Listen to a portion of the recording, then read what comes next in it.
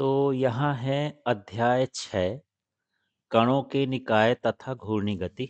इसके इम्पोर्टेंट प्रश्नों को देखते हैं जो वार्षिक परीक्षा के लिए इम्पोर्टेंट हैं।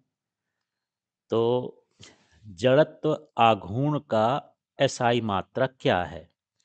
तो जड़त्व आघूर्ण का सूत्र जो होता है आई बराबर होता है M R square.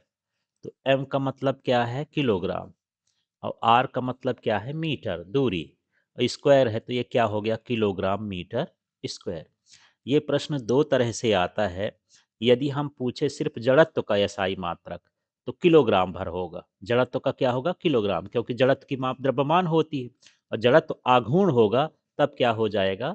Kilogram metre square.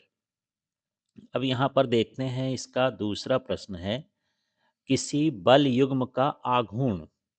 माने यदि हम बलों का जोड़ा लगाएं तो कोई वस्तु घूमने लगती है।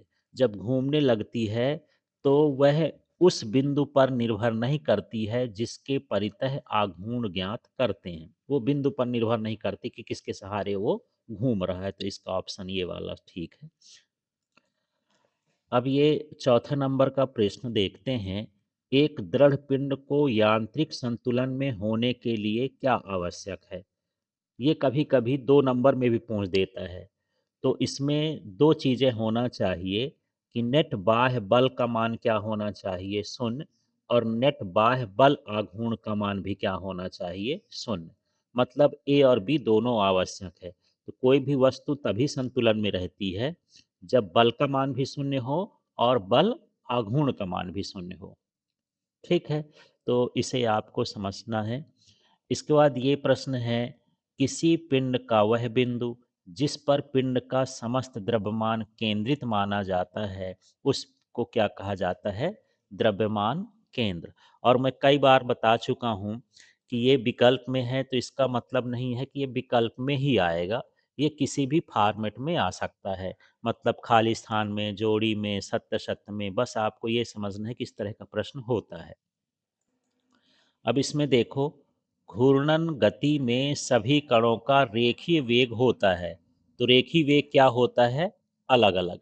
अच्छा, इसमें घूर्णन गति में कुछ भी रेखी पूछे, रेखी विस्थापन पूछे, रेखी वेग पूछे, रेखी त्वरण पूछे, ये सब अलग अलग रहेगा। लेकिन यदि घूर्णी गति में जब हम आ जाएं, कोणीय वेग पूछता तो क्या होता? समान। कोणीय त्वरण पूछता तो क्या होता? समान। है ना? इस तरह से है। अच्छा, इसमें पूछ ही लिया। 7वें नंबर का प्रश्न है, घूर्णन गति में सभी कणों का कोणीय वेग। तो कोणीय वेग क्या होगा? समान। और एक ही वेग आ जाएगा तो अलग। हाँ। अब ये है रेखीय संवेग के आघूर्ण को कहते हैं। तो रेखीय संवेग का आघूर्ण क्या कहलाता है? कोणीय संवेग। है ना? आघूर्ण का मतलब ये है कि यदि रेखीय संवेग है, यदि उसी को हम मान ले कि ये घूमता हुआ संवेग है तो वो क्या कहलाएगा? कोणीय संवेग कहलाएगा। अब 9वें नंबर का प्रश्न देखिए। एक व्यक्ति घूमते हुए मेज पर भुजाएं फैलाए बैठा है। भुजाओं को क्या कर लेता है? सिकोड़ लेता है। तो जड़त्व आघूर्ण पर क्या प्रभाव पड़ेगा? तो जड़त्व आघूर्ण घटेगा। अभी हम सूत्र देखें, जड़त्व आघूर्ण का होता है एम आर स्क्वायर। आर का मतलब दूरी है। जब वो हाथ को फैलाए रखा है ऐसे और सिकोड़ लेगा, आर का मान घट जाएगा तो आई का मान भी क्या होगा? घटेगा। फैलाएगा तो आर का मान ज्यादा रहेगा और सिकोड़ लेगा तो आर का मान क्या होगा? कम। तो जड़त्व आघूर्ण भी क्या हो जाएगा? कम। अब देखिए 10वें नंबर का प्रश्न है, कच्चे एवं उबले अंडे को समान बल आघूर्ण से घुमाने पर। मान लो कच्चा अंडा है ना, और एक जो है पका अंडा है, उबला अंडा, उसको हम बराबर बल आघूर्ण लगा के घुमा दिए। कौन तेजी से घूमेगा? तो कौन तेजी से घूमेगा? उबला अंडा घूमेगा। अब यहाँ देखते हैं, रिक्त स्थानों की पूर्ति करिए। तो कोणीय संवेग बराबर होता है रेखीय संवेग गुणे लंबवत दूरी, अक्ष से लंबवत दूरी। है ना? ये सूत्र होता है रेखीय संवेग का। अब यहाँ पर आई और जे का यदि हम क्रॉस प्रोडक्ट निकालें तो आई या जे का क्या होगा? के कैप हो जाएगा। ठीक है। माने तीसरा वाला होता है। यदि मैं जे के का पूछता तो क्या हो जाता? आई, इसी का उल्टा हो जाए, जे इंटू आई हो जाए तो माइनस के हो जाएगा। क्रम बदलने पर चिन्ह बदल जाता है। ठीक, हमको क्रम से चलना है, आई जे के ऐसे। यदि उल्टा हो गया जे आई के जे, ऐसा उल्टा हो जाए तो चिन्ह का मान कैसा हो जाएगा, माइनस हो जाएगा।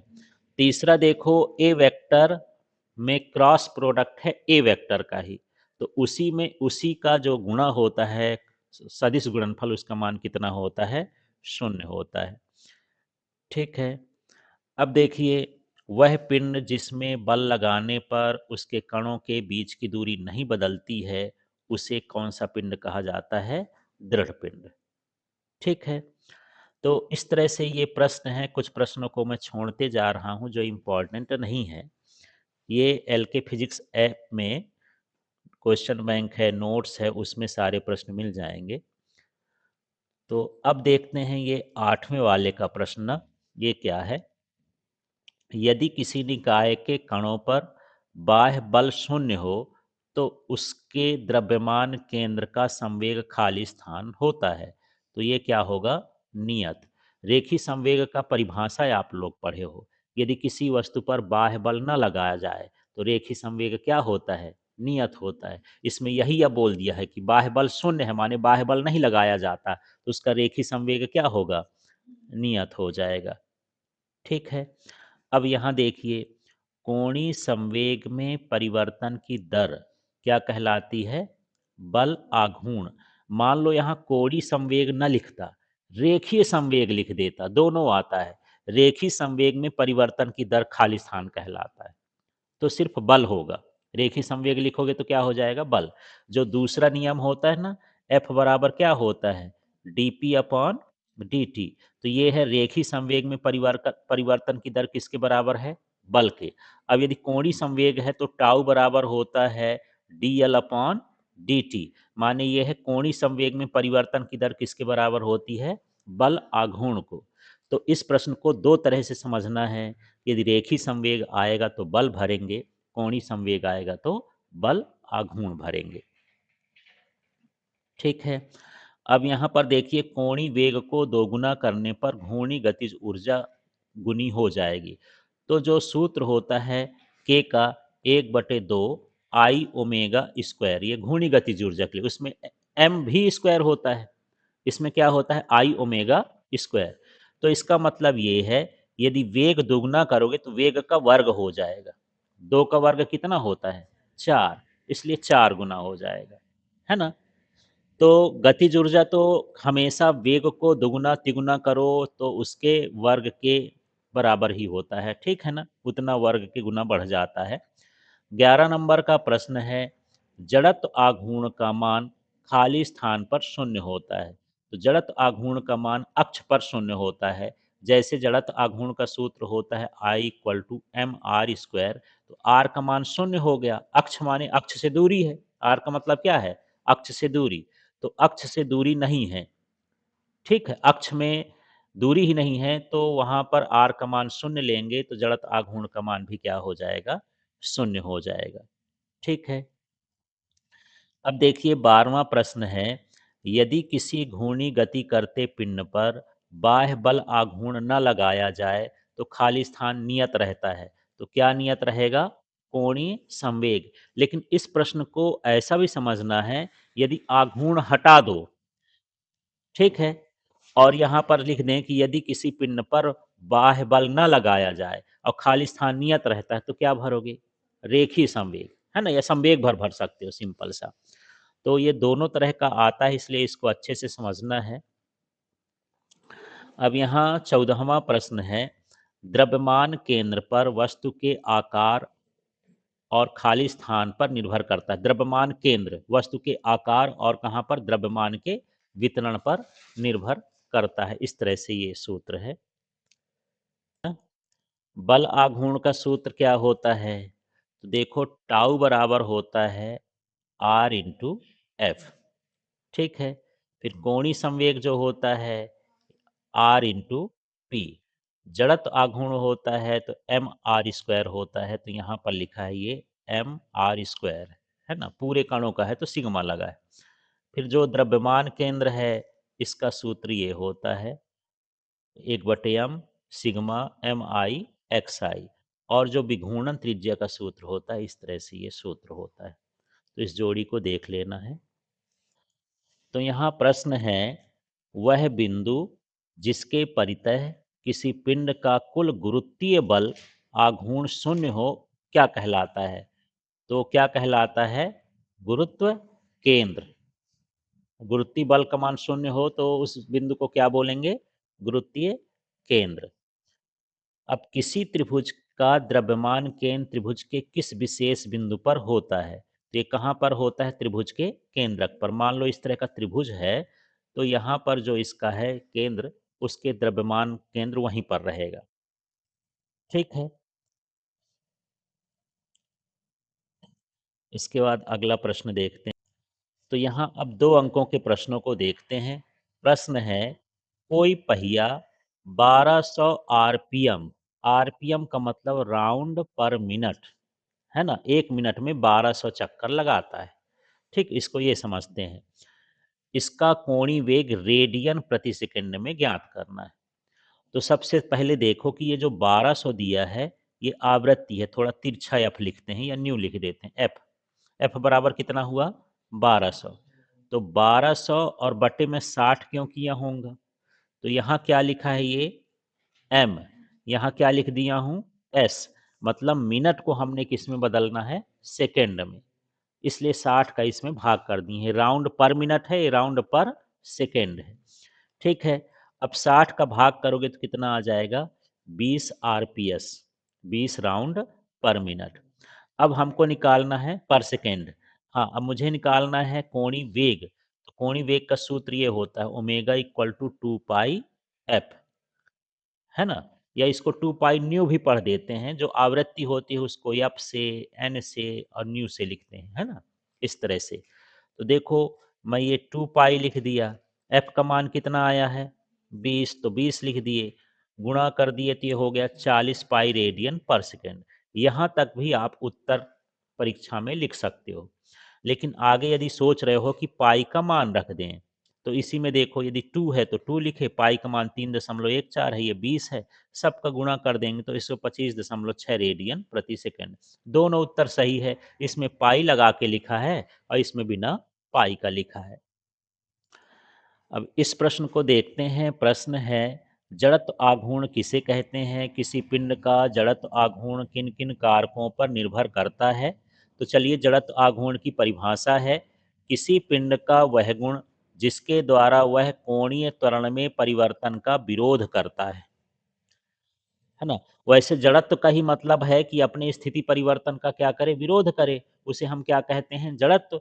और यहाँ पर जड़त्व आघूर्ण है, वो भी विरोध करेगा, लेकिन वो कोणीय संवेग में परिवर्तन का क्या करेगा? विरोध करेगा, कोणीय त्वरण में परिवर्तन का। ठीक है। और इसका सूत्र देखो, ये होता है आई इक्वल टू MI/R² और सिग्मा आई से एन। आई का मतलब ये है कि ये कणों की संख्या, कितने कणों से मिलके बना है। ठीक है। तो कुल कणों की बात करता है। यह 2 चीज़ों पर निर्भर करता है। तो आप इसमें देखोगे, इस सूत्र में क्या आया है? एम। आया है एम। इसका मतलब यह घूर्णन अक्ष से द्रव्यमान के वितरण पर निर्भर करता है। ठीक। यदि ये घूर्णन अक्ष है तो कहीं द्रव्यमान यहाँ होगा, कहीं यहाँ होगा, कहीं यहाँ, बहुत सारे कण होंगे ना। जैसे मैं बैठा हूँ तो आप यहाँ हो, वो दूसरा है, वो दूसरा है, इस तरह से बहुत सारे लोग। ये दूरी अलग अलग है और द्रव्यमान भी अलग अलग है। तो ये दूरी और द्रव्यमान पर निर्भर करता है। तो ये घूर्णन अक्ष से स्थिति पर निर्भर करता है और दूसरा किस पर निर्भर करता है? द्रव्यमान वितरण पर। ठीक है। तो यदि आपको सूत्र याद है तो आप इससे बता सकते हो कि जड़त्व आघूर्ण किस किस पर निर्भर करता है। सिंपल सा कहें तो द्रव्यमान वितरण पर और स्थिति पर, घूर्णन अक्ष से स्थिति पर, कि वो द्रव्यमान कहाँ पर है। चलिए, एक प्रश्न ऐसा है, किसी घूर्णक, घूर्णक माने रोटर, जैसे पंखा घूमता है वैसे घूर्णक कहला गया, कि 200 रेडियन प्रति सेकंड की एक समान कोणीय चाल बनाए रखने के लिए एक इंजन को 180 न्यूटन मीटर का बल आघूर्ण प्रेषित करना है। इंजन की हमको क्या ज्ञात करना है? शक्ति। तो हमको 2 चीज़ें दिया है। एक हमको दिया है कोणीय वेग। तो 200 रेडियन पर सेकंड लिखे ना, ये कोणीय, समान कोणीय चाल या वेग। ठीक है। और टाउ दिया है, माने इसमें क्या दिया है? बल आघूर्ण। ये दिया है बल आघूर्ण। बल आघूर्ण पे से टाउ लिखते हैं। अब इंजन की शक्ति का सूत्र होता है, सिंपल सा है, P बराबर टाउ ओमेगा। ये वही है जैसे आप P बराबर F इंटू वी पढ़े हो एक सूत्र, है ना? इसमें बल का काम कौन करने लगता है? बल आघूर्ण। और वी का मान कौन करने लगता है? ओमेगा। ठीक है, तो यहाँ टाउ का मान 180 है, ओमेगा का मान 200 है, गुणा कर देंगे तो ये 36,000 वाट हो जाएगा। यदि आप हजार को हटाना चाहते हो तो हजार का मतलब किलो होता है, तो उसकी जगह पर किलो लिख सकते हैं, 36 किलो वाट। ठीक, इस तरह से इसका। अब हमारे पास ये प्रश्न है, कोणीय संवेग संरक्षण का नियम लिखिए तथा इसे सिद्ध करिए ना। तो दो तरह का प्रश्न आता है, आपको ये समझना है, रेखी संवेग का संरक्षण आता है और कोणीय संवेग का भी संरक्षण आता है। दोनों एक ही जैसे हैं, बस उसमें हम बल लिखते हैं, इसमें बल आघूर्ण लिखते हैं, है ना? तो यहाँ पर क्या बनेगा, यदि किसी पिंड पर बाह्य बल आघूर्ण आरोपित न किया जाए तो कुल कोणीय संवेग नियत होता है। ठीक है, तो न्यूटन के गति के द्वितीय नियम से यहाँ पर हम बल आघूर्ण के लिए देखेंगे तो D L upon D T equal to क्या होता है? टाउ। तो टाउ का मान कितना हम लेंगे? 0, क्योंकि बाह्य बल आघूर्ण ना लगाया जाए। तो यहाँ पर ये 0 रखेंगे तो ये हो जाएगा, ये डी टी का गुणा करेंगे, मतलब डी एल बराबर कितना हो गया? 0। और यहाँ पर एल क्या हो जाएगा? नियत हो जाएगा।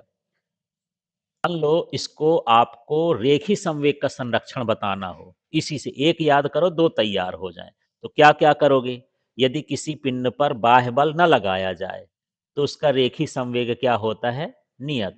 और यदि बल आघूर्ण लिख दिए कि बाह्य बल आघूर्ण न लगाया जाए तो कोणीय संवेग नियत रहता है। दोनों एक जैसे हैं। सूत्र की बात करें तो इसमें यल लिखा है और टाउ लिखा है, तो यल की जगह उसमें क्या हो जाएगा? पी, और टाउ की जगह क्या हो जाएगा? एफ, है ना? माने dp upon dt equal to क्या हो जाएगा? f। उस सूत्र से इसको कर सकते हो। ये प्रश्न भी इंपॉर्टेंट है, देखिए, ये अक्सर आता है, कोणीय वेग एवं रेखी वेग में हमको क्या करना है? संबंध स्थापित करना है। तो सबसे पहले ये जैसे चित्र बना है इस तरह का आप चित्र बना लेंगे। इसमें हमको r दर्शाना है, थीटा दर्शाना है, s दर्शाना है, और, है ना, चित्रों में। तो जो इसमें चित्र में दिख रहा है वो लिख लेते हैं। माना कोई कण वृत्तीय गति करता है, जिसका केंद्र क्या है? ओ, यहाँ ओ लिख देना। एवं त्रिज्या क्या है? त्रिज्या दिख रही, आर है। टी समानांतर समय अंतराल में इसका रेखी विस्थापन कितना है? एस है। और कोणीय विस्थापन कितना है? थीटा है। तो सबका नाम जानना है और उसको इसमें लिख देना है। अब हमको निकालना है, कण का क्या निकाल रहे हैं? रेखीय वेग। तो जानते हैं कण का रेखीय वेग होता है विस्थापन बटे समय। अब जब इसका मान बदलता रहे जल्दी जल्दी तो हम लिखते हैं v बराबर D S upon D T. समझ में आ गया? तो ये D S upon D T हो गया। लेकिन एक सूत्र होता है, कोण बराबर चाप बटे त्रिज्या। कोण को किससे लिखेंगे? थीटा से। चाप क्या है? एस है। और त्रिज्या क्या है? आर है। यदि मैं यहाँ से एस का मान निकालूं, एस बराबर क्या हो जाएगा? Theta R. तो देखो यहाँ एस लिखा था, उसकी जगह हम क्या लिखे हैं? Theta are. क्लियर हुआ? अगले स्टेप में देखते हैं कि इसमें थीटा, ये डी थीटा अपॉन क्या कर दिए हैं? D T. आर को बाहर कर दिए हैं, त्रिज्या तो बदलेगी नहीं, एक चक्कर लगा रहा, त्रिज्या फिक्स है, लेकिन उसका कोण का मान क्या होगा? बदलेगा। इसलिए जिसका मान बदलेगा उसी के साथ डी लगा दिए हैं। अब डी थीटा माने हुआ कोणीय विस्थापन, और dt माने हुआ समय। तो कोणीय विस्थापन बटे समय होता है कोणीय वेग, तो उसकी जगह पर कोणीय वेग हो गया। तो इस तरह से ये रेखीय वेग हुआ, ये कोणीय वेग हो गया, त्रिज्या हो गई। तो आपको यहाँ पर ये भी लिखना है कि ओमेगा कहे लिखे हैं, क्योंकि D theta upon D T का मान क्या होता है? ओमेगा होता है। इस तरह से आपको रेखीय वेग और कोणीय वेग में संबंध बताना। तो चलिए अब ऐसे प्रश्नों को देखते हैं जो परीक्षा में 3 या 4 अंक के आते हैं। और मैं दोबारा बोल रहा हूँ कि जो प्रश्न मैं छोड़ते जा रहा हूँ वो आपको एल के फिजिक्स ऐप में मिल जाएंगे, वहाँ से आप इसको अच्छे से पूरा देख सकते हैं, टॉपिक वाइज वीडियो भी मिल जाएंगे। तो देखिए यहाँ पर कोणीय संवेग एवं बल आघूर्ण में संबंध है, तो टाउ बराबर क्या है? D L upon D T. ये हमको सिद्ध करना है। या फिर शब्दों में लिखेगा तो कोणीय संवेग एवं बल आघूर्ण में संबंध स्थापित करिए। तो इस प्रश्न को दो तरह से समझो। सीधे लिख देता है टाउ बराबर D L upon D T सिद्ध करिए, और कभी शब्दों में लिखेगा कोणीय संवेग एवं बल आघूर्ण में क्या निकालना है, संबंध। तो देखो इसको कैसा करेंगे, इसको ध्यान से समझना। कोणीय संवेग का जो सूत्र होता है, एल बराबर क्या होता है, R into R cross P. ठीक, इनमें वेक्टर लगा देना है। फिर हम इसमें क्या करेंगे, समय के सापेक्ष अवकलन करेंगे। तो हमको अवकलन का मतलब है कि d अपॉन डी टी इधर भी जोड़ देना है और d अपॉन डी टी इधर भी जोड़ देना है। बाकी तो ऊपर का सूत्र ही लिखा है, इसमें तो अगला कोई दिक्कत नहीं है।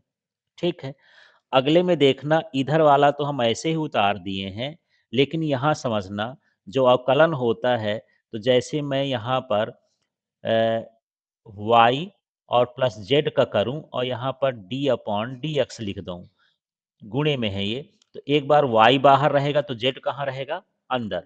फिर प्लस लगा के z बाहर रहेगा तो y कहाँ रहेगा, अंदर। तो चलो इसमें देखते हैं।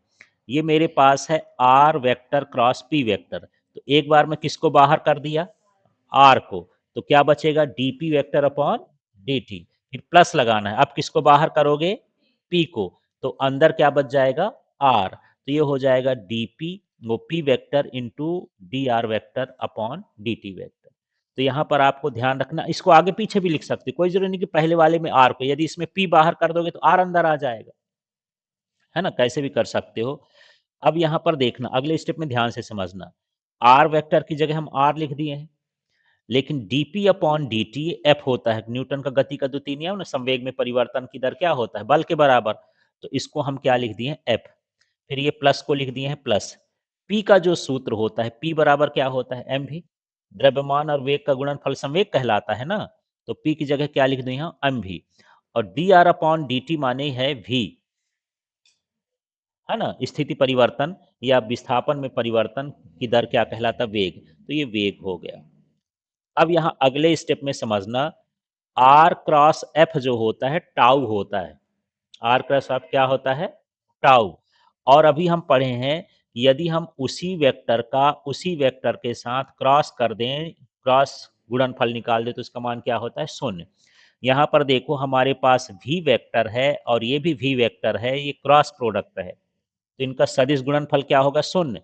शून्य का गुणा इससे करोगे तो ये वाला पूरा का पूरा भाग क्या हो गया, शून्य। तो मैं नीचे लिखा हूँ क्या, वो नहीं लिखा ना इसका मान, ये लिखा हूँ सिर्फ R into P, R into F का वैल्यू क्या लिखा हूँ, टाउ। तो इस तरह से ये सिद्ध हो गया। तो यहाँ पर हुआ ये कोणीय संवेग और यहाँ पर हुआ ये बल आघूर्ण। तो कोणीय संवेग और बल आघूर्ण का ये रिलेशन है। ठीक है, तो कोणीय संवेग में परिवर्तन की दर, ये कोणीय संवेग में परिवर्तन की दर किसके बराबर होती है, बल आघूर्ण के बराबर होती है। एक इसका सवाल देखते हैं, 20 किलोग्राम द्रव्यमान और 0.25 मीटर त्रिज्या का कोई ठोस बेलन 100 रेडियन की कोणीय चाल से घूर्णन गति कर रहा है। बेलन की घूर्णन गतिज ऊर्जा हमको ज्ञात करना है। तो सवाल पढ़ते हैं तो सबसे पहले हम वो लिखते हैं जो हमको ज्ञात है। तो ये जो द्रव्यमान है, द्रव्यमान को किससे लिखते हैं, m से। m बराबर कितना है, 20 किलोग्राम। फिर ये त्रिज्या दिया है, त्रिज्या को किससे लिखते हैं, r से। तो 0.25 मीटर त्रिज्या हो गई। फिर ये कोणीय चाल है, कोणीय चाल को किससे लिखते हैं, ओमेगा से। 100 रेडियन पर सेकंड हो गया। अब हम इसका निकाल लेंगे जड़त्व आघूर्ण। तो जो ठोस बेलन के जड़त्व आघूर्ण का मान होता है, I बराबर 1/2 mr² होता है। ठीक है, तो 1/2 लिखे, m का मान कितना है, 20, r का मान 0.25 है। यदि हम इसको करेंगे तो ये कितना हो जाएगा, 10। 25 में 25 का गुणा करते हो तो 625 आ जाता है। 625 में 2 अंक बाद दशमलव लगाओगे तो 6.25 हो जाएगा। नहीं, 4 अंक बाद लगाएंगे ना, 2 है तो 0.0625 हो जाएगा। 10 का गुणा कर दोगे तो 0.625 किलोग्राम मीटर स्क्वायर आ गया, है ना। अब हमको निकालना है घूर्णी गतिज ऊर्जा। तो सूत्र होता है k बराबर 1/2 आई ओमेगा स्क्वायर। आई का मान ये निकाल लिए हो, ओमेगा का मान कितना दिया है, 100।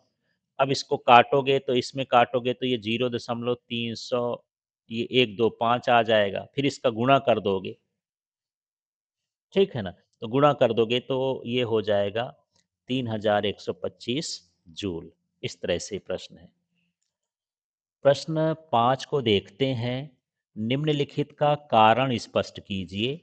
पाने की सहायता से नट खोलना आसान है।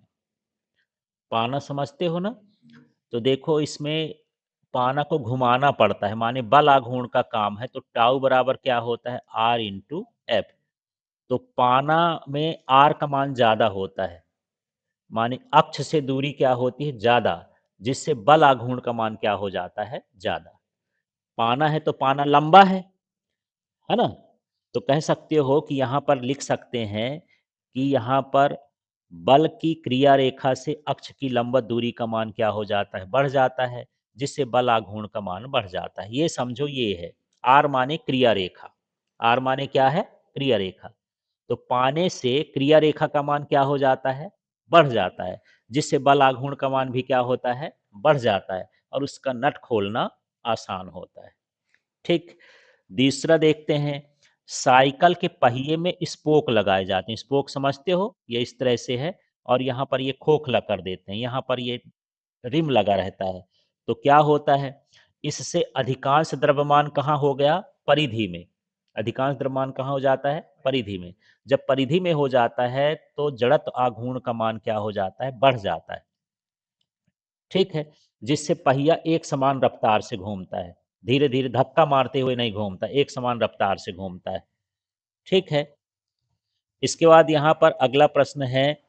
किसी इंजन के साथ भारी पहिया या गति पालक लगाया जाता है। जैसे डीजल इंजन है तो इसमें एक बड़ा बड़ा पहिया लगा होता है, वो फालतू घूमता है ना, उसमें पट्टा फंसाते हो ना कुछ फंसाते हो, वो पहिया क्यों लगाया जाता है? या थ्रेसर में देखो 3-4 पहिया बड़े बड़े मोटे मोटे ऐसे लगे रहते हैं। तो पहिया क्या करते हैं? तो इसके साथ क्या हो जाता है कि इसमें अधिकांश द्रव्यमान कहाँ पर रहेगा? परिधि पर रहेगा। ठीक है। तो उसके गति को एक समान बनाए रहता है। उसके गति को क्या करता है? एक समान। जड़त्व आघूर्ण अधिक हो जाएगा तो गति कैसी होती? एक समान। मतलब यह अचानक से रुकता नहीं है और अचानक से चालू नहीं होता, धीरे धीरे चालू होता है, धीरे धीरे बंद होता है। तो इंजन सुरक्षित रहता है। तो इसी को हम क्या बोलते हैं? गतिपालक पहिया।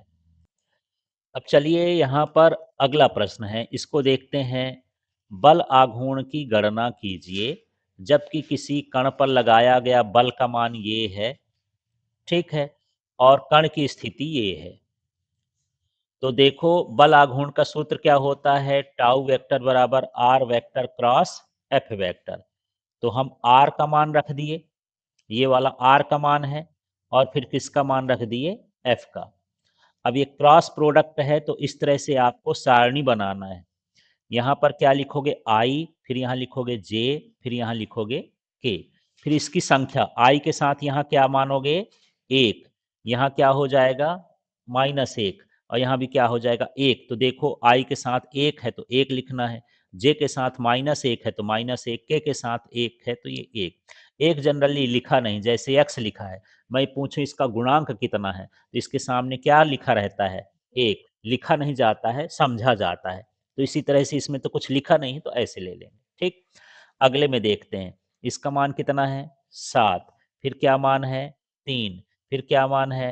-5। ये सारा मान रख दिए।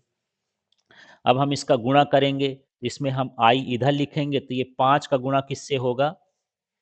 1 से। तो 5 एक कम 5, ये माइनस माइनस प्लस हो गया।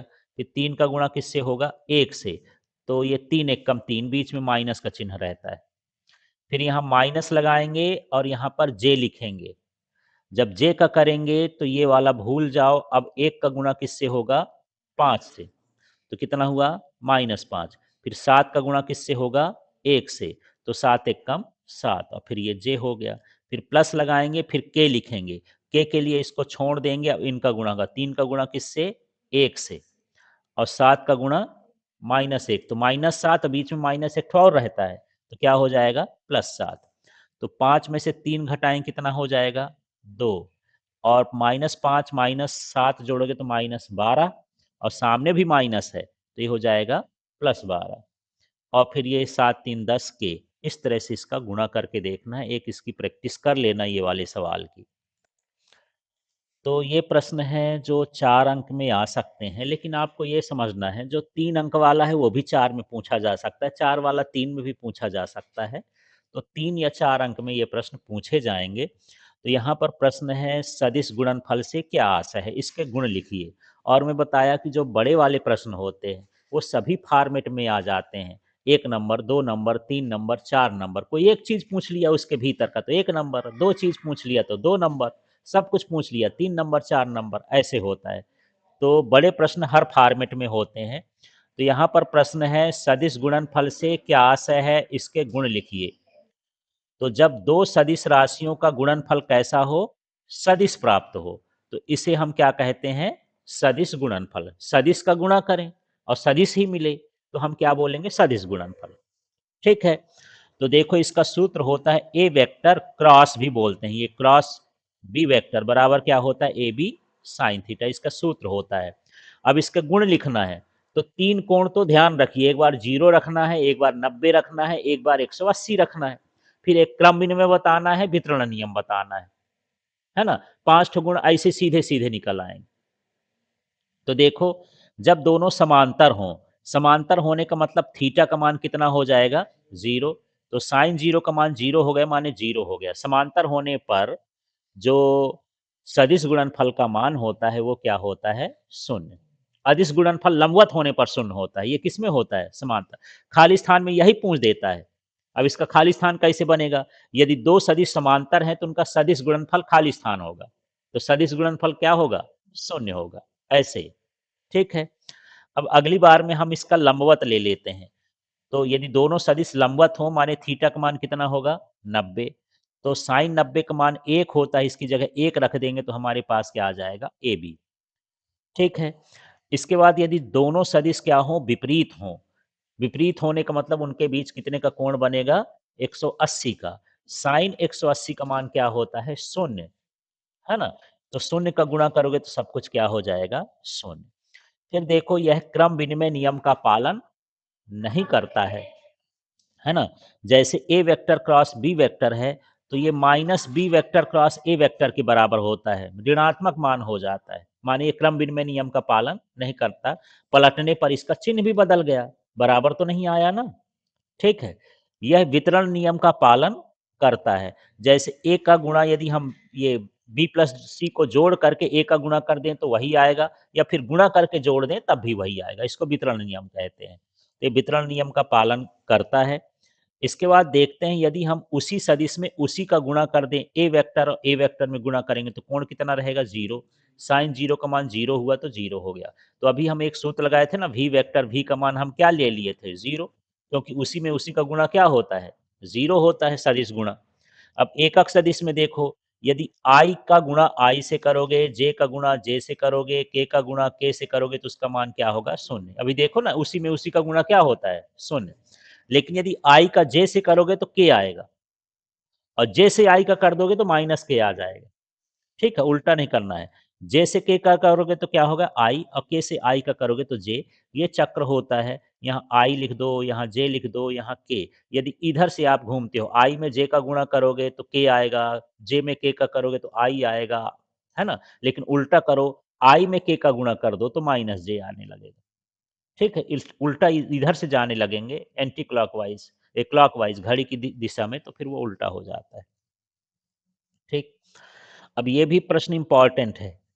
कोणीय संवेग एवं जड़त्व आघूर्ण में संबंध है एल बराबर आई ओमेगा, इसमें कंफ्यूजन हो जाता है। अभी एक बार जो प्रश्न आया था उसमें बल शब्द भर बदला था, बल आघूर्ण। कोणीय संवेग और बल आघूर्ण में संबंध, और यहाँ क्या है? कोणीय संवेग और जड़त्व आघूर्ण में संबंध, आघूर्ण नहीं बदला, जड़त्व की जगह क्या है? बल है। तो अभी जो आप निकाले थे उसके पहले ये निकाले थे टाउ बराबर D L upon D T. L माने क्या था? कोणीय संवेग, और ये जड़त्व आघूर्ण। इस बार नहीं, क्या? बल आघूर्ण। इस बार क्या पूछा है? जड़त्व आघूर्ण। मान लो शब्द में देगा तब कंफ्यूजन रहेगा, और सूत्र ऐसे लिख देगा हाँ एल बराबर आई ओमेगा, तो कंफ्यूजन ना रहेगा। तो आपको ध्यान रखना है कि जड़त्व आघूर्ण के साथ है कि बल आघूर्ण के साथ। ठीक है। अक्सर इसमें होता है, गड़बड़ हो जाता है। तो चलिए इसमें देखते हैं। तो माना घूर्णी गति में निकाय के कणों का द्रव्यमान m1 m2 m3 ऐसे मान लेंगे। है ना? इनकी जो अक्ष से दूरियां हैं इस तरह से R1 R2 Rn तक मान लेंगे। रेखी वेग V1 से Vn तक मान लेंगे। यहाँ पर जो इसका रेखी संवेग है इस तरह से P1 P2 P3 और इसका कोणीय वेग क्या है ओमेगा। कोणीय वेग समान रहता है इसलिए इसको ओमेगा 1 ओमेगा 2 ओमेगा 3 नहीं मानना है। ठीक है। अब हम एक सूत्र जानते हैं, कोणीय संवेग का सूत्र क्या था? L बराबर क्या था यार? P। यही लिखा हो ना देखो। तो मैं पहले कण के लिए निकाल रहा हूं तो 1 लगा दी हूं। L1 बराबर क्या हो गया? R1 P1। अब यहां समझना, एक सूत्र बन जाएगा तो सब वही है। R1 की जगह R1 लिखा। P का मान क्या होता है? MV। तो M1 V1। ठीक है। अगले स्टेप में मैं R1 M1 लिखा, लेकिन अब V निकाले हो ना, V बराबर ओमेगा आर निकाले हो, कोणीय संवेग रेखी संवेग। तो ओमेगा R1, ओमेगा में 1 नहीं लगाना है, सबके लिए समान है। फिर इसको आगे देखोगे तो यहाँ जमा के लिख दिए, ओमेगा लिख दिए, M1 लिख दिए। R1 कितनी बार हो गया? 2 बार, तो R1 स्क्वायर लिख दिए। इस तरह से ये मेरे पहले कण का आ गया। इसी प्रकार से मैं किस कण का निकालूंगा? दूसरे कण का। तो इसमें कुछ नहीं है, जो इस सूत्र निकाले हो तो जहां 1 1 है वहां क्या लिख दिया हूं? 2 2। फिर अगली बार में क्या लिख दूंगा? 3 3। अगली बार में होता तो 4 4 5 5, ऐसे चलता जाएगा, इसलिए हम डैश डैश कर दिए। तो एल एन बराबर क्या हो जाएगा? Omega M N R N square, जो ये सूत्र है। माने अब एक की जगह क्या लिख देना है? एन एन लिख देना है। अब सभी का हम जोड़ देंगे, कुल कोणीय संवेग निकालेंगे तो L1 L2 L3 ये सबको जोड़ देंगे। सबका मान रख दिए हैं ये ऊपर से देख देख के, है ना? मान रखने पर ओमेगा जो है सब में है, तो ओमेगा को कहाँ कर दिए? बाहर। जब बाहर करेंगे तो देखो ये बचा है, ये बचा है, ये बचा है, ये बचा है। इनका जोड़ होता है सिग्मा आई से 1 तक एम आई आर आई का स्क्वायर, और इंटू क्या हो गया? ओमेगा। ये जोड़ को इस तरह से लिख देते हैं, शॉर्ट फॉर्म में इस तरह लिखते हैं।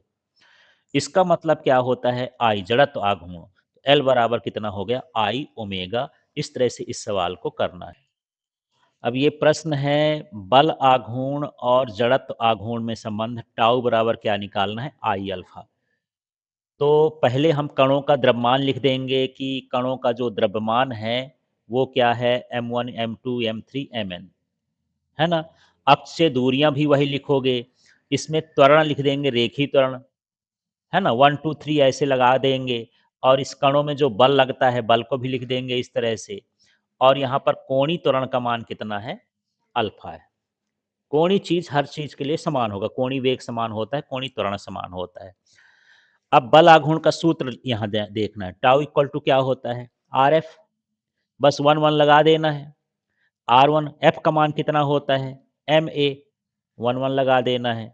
फिर R1 M1 हो गया, ए का मान होता है अल्फा R1। रेखी त्वरण का जो सूत्र होता है वो क्या होता है? Alpha R1।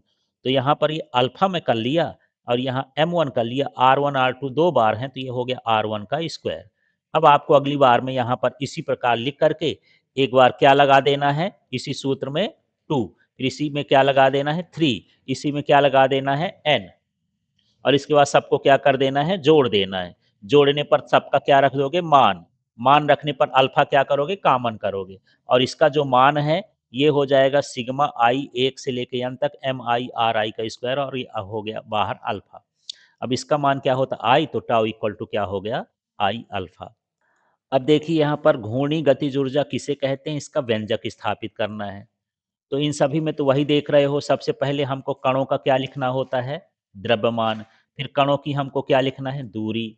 और गतिज ऊर्जा में वेग भी आएगा तो कणों का हम क्या लिख देंगे? वेग।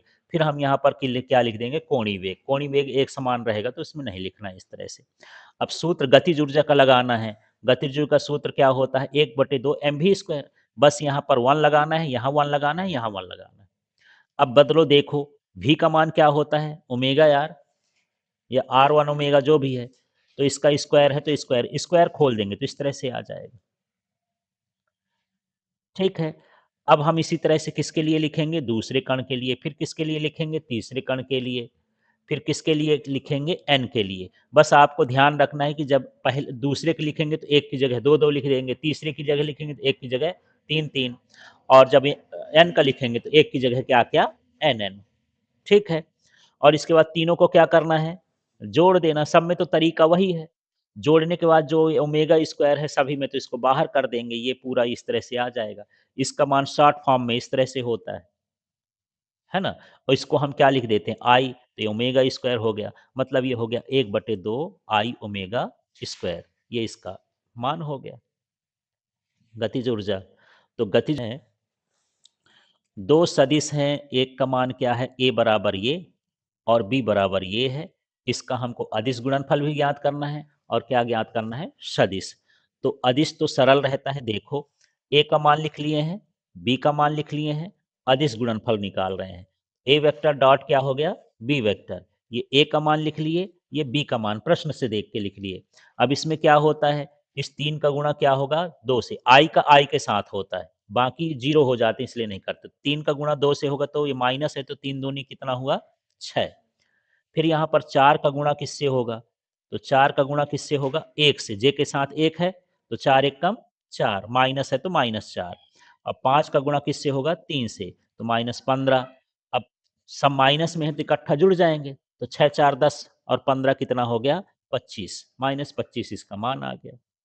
अब हमको निकालना है सदिश गुणनफल, तो सदिश माने क्रॉस वाला, तो ये लिखे, यहाँ ए का मान लिखे, क्रॉस लगाए, बी का मान लिखे। तो इसमें सारणी तैयार करते हैं, सारणी का कहलाता है डिटर्मिनेंट। तो इसमें हम आई जे के ये लिख लिए, इसके बाद इसका मान जो है 3 -4 5, तो ये 3 -4 5।